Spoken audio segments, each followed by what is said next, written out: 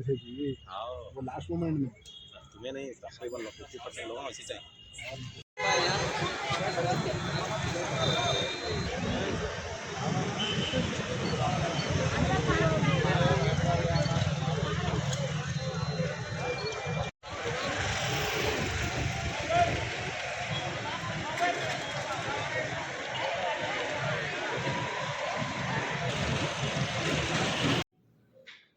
ఎంతమందిలో మనకు తెలియదు, ఎంతమంది వస్తే అంతమంది వాళ్ళ స్టేట్మెంట్ రాసుకోవడం, వాళ్ళ దగ్గర ఏం ఆధారాలు ఏమున్నాయో. కొంతమంది దీంట్లో అప్పులు ఇచ్చారు, అప్పుకు దీనికి సంబంధం లేదు. మనీ డిపాజిట్ మీ దగ్గర నా దగ్గర ఇంత ఇన్వెస్ట్ చేస్తే ఇంత పీరియడ్లో ఇంత డబ్బులు ఇస్తామన్నటువంటి ఆశ చూపితే మాత్రం చీటింగ్ వస్తుంది. అటువంటి వ్యక్తులు బాధితులు వాళ్ళు వాంగ్మూలం నమోదు చేసుకుంటాం. అతని దగ్గర ప్రస్తుతానికి ఒక 15 ప్లాట్స్ కలగొత్తి ఏరియాలు ఉన్నాయి అతని పేరు. అతనికి ఆస్తులు ఎన్ని ఉన్నాయి, ఇంకా డబ్బులు ఎన్ని ఉన్నాయి, అవన్నీ ఇన్వెస్టిగేషన్లు క్రోడీకరించి కోర్టులో పెడుతుంది. ఫర్దర్ ఆ కోర్టు ఆ ఆస్తులన్నింటినీ వేలం వేయడం ద్వారా చట్ట ప్రకారం వేయడం ద్వారా ఎంత డబ్బు వస్తుందో అది మిగతా బాధ్యతలు చెప్పి చేస్తాం. ఇప్పుడు ఈ కాంప్లైంట్స్ కోసం ఏమైనా సపరేట్ కౌంటర్ అంటే సెల్ ఏర్పాటు చేస్తాం. ఇప్పుడు నార్మల్గా సేవ్ చేసారు సాయిబాబా కేసు ఇన్వెస్టిగేషన్ చేయాలి చేస్తారు కాబట్టి సర్క్యులర్స్లో ఇన్వెస్ట్ తీసుకుంటాం.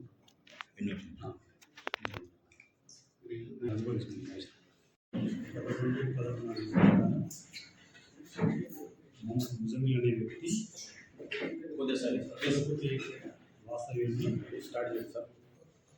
మహేశ్వరం గ్రామంలో అదుపులోకి తీసుకోవడం జరుగుతుంది. ఆయన గత సంవత్సరం 2 చీటింగ్ కేసులు నమోదైనాయి కలవపతి పోలీస్ స్టేషన్లో. అందులో ఒక క్రైమ్ నెంబర్లో హైకోర్టు నుంచి 41A CRPC నోటీస్ ఇవ్వమని ప్రొటెక్షన్ తీసుకున్నారు. ఇంకొక కేసు పెండింగ్ ఉంది. ఆ వ్యక్తిని వాళ్ళు తీసుకొచ్చి మా సిఐ గారు తన బృందం విచారించగా ఇతను కల్వకుర్తి పట్టణానికి చెందిన వాస్తవ్యుడు. అతని జీవిత ప్రయాణాన్ని ఇక్కడి నుంచే స్టార్ట్ అయింది.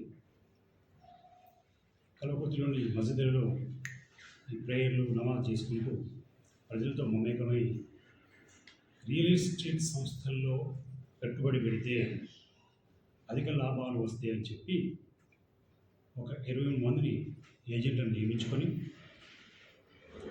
ప్రజలకు ఆశ చూపి ₹1 పెడితే మరొక రూపాయి లాభం వస్తుందని చెప్పి 5 నెలల పీరియడ్లో ఆశ చూపి ఈ రోజు వరకు అంటే 2020 నుంచి సుమారుగా 2023 వరకు అక్టోబర్ 23 వరకు ₹90 కోట్ల వసూలు చేసింది. ఆ డబ్బును తీసుకెళ్ళి కొంతమంది దగ్గర రియల్ ఎస్టేట్లలో గోల్డ్ ట్రేడింగ్లలో ఇన్వెస్ట్ చేసి ఆ వచ్చినటువంటి డబ్బుతోటి సుమారుగా 50 కోట్ల వరకు ప్రజలకు తిరిగి ఇచ్చేసుకుంటూ వచ్చినాడు.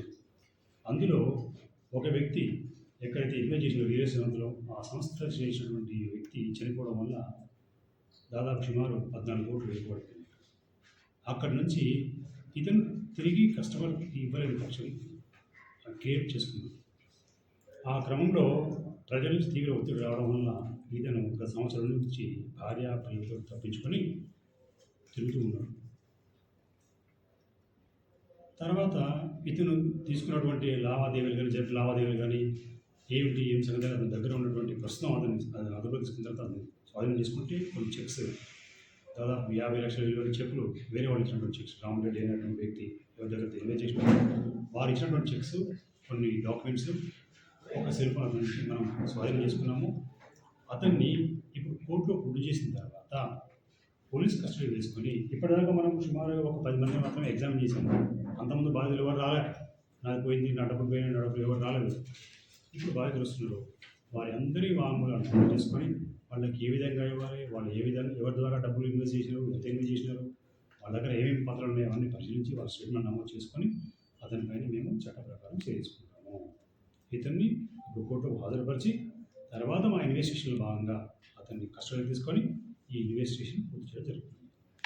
ఏజెంట్లు ఎంతమంది 24 మెంబర్స్ను ఇతను నియమించుకున్నాడు. వాళ్ళకి ఏం చేశారంటే ఇతను కొంతమంది బాగా ఇన్వెస్ట్ చేయిస్తే కొంతమంది మోటార్ సైకిల్ గిఫ్ట్ చేయడం కానీ, ఇంకా బాగా చేస్తే కార్లు గిఫ్ట్ చేయడం కానీ, గోల్డ్ కాయిన్స్, ట్రిప్స్ బయటికి గోవా వాటికి తీసుకెళ్ళి వాళ్ళకి ఆశ చూపేవారు. వాళ్ళని చేస్తారు పోలీస్ దగ్గరికి వెళ్ళి వాళ్ళని తీసుకొచ్చి ఇన్వెస్ట్ చేయిస్తారు. టోటల్ ఎంత 90 crores ఇతను ఇన్వెస్ట్ చేసుకున్నాడు. దాంట్లోకి 50 crores తిరిగి చెల్లించింది. ఇంకా 40 కోట్ల దగ్గరే కొంతమంది ఇరుకబడ్డారు. ఈ 40 కోట్లు కూడా అతను అక్కడక్కడ ఇన్వెస్ట్ చేసిండు. ఒక ఆయన దగ్గర 14 కోట్లు, ఇంకొక ఆయన దగ్గర 14 కోట్లు, ఒక ఆయన దగ్గర 3 కోట్లు రియల్ ఎస్టేట్లో, గోల్డ్ ట్రేడింగ్లో ఇన్వెస్ట్ చేసిండు. వాళ్ళు ఎవరు, ఎట్లా పరిచయం అయ్యారు, ఏ విధంగా తీసుకున్నది ఇన్వెస్టిగేషన్లో మేము ప్రూఫ్ చేయాల్సి ఉంటుంది. 14 కోట్లైనా చనిపోతే ఈ వెహికల్ ఇక ఆర్జించడం కష్టం. కానీ ఒకటికి ఒకటి ఏ విధంగా ఇస్తాడు, షార్ట్ పీరియడ్లో ఏ విధంగా ఇస్తాడు అంటే ప్రజల్ని ఎవరైతే కానీ మొదలు వచ్చిన వాళ్ళకి వస్తుంది తెలియదు, ఇచ్చేస్తుంటారు.